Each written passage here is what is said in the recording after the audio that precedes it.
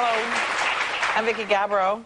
Every year, thousands of kids are labeled learning disabled when actually they just learn differently.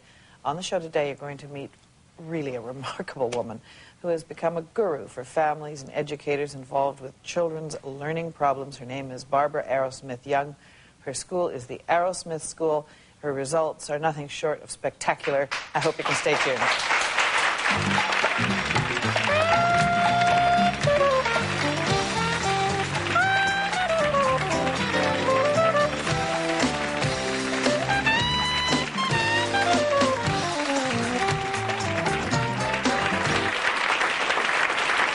Barbara Arrowsmith Young, good name, huh? Spent most of her life struggling to learn the things that most people just take for granted. At the age of 27, for example, she couldn't read the face of a clock. Now, conventional treatment didn't help her, so she just invented her own. Today now she helps hundreds of people, particularly young ones, with learning problems, and that all happens at her school, the Arrowsmith School in Toronto. So I'm ever so pleased to have Barbara Arrowsmith Young here today. Were you late for everything that you couldn't read a clock?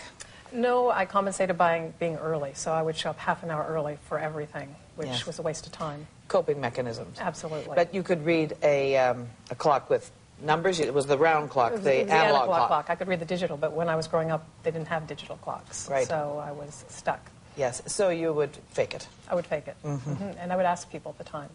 But did people think that you had a learning disability, or they thought you were gifted, in fact? Well, in grade 1, many, many years ago, in the early 50s, there wasn't even a concept of a learning disability. So what my parents were told was that I had a mental block.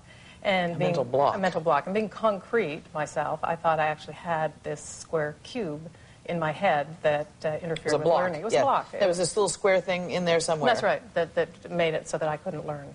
So, but they had an idea, but you were so good at so many things. I mean, why would you were given some sort of label, and heaven knows when that was, probably the 70s, learning disabled, gifted. Well, that's a lot of things to have to deal with. Well, that certainly came out in the 70s, but you know, in grade 1, I did know that I didn't learn the way other people did, because I wrote the wrong way, I read the wrong way, I had trouble learning. I wrote everything backwards. Everything was mirror writing. Mirror writing? Yes, everything, completely.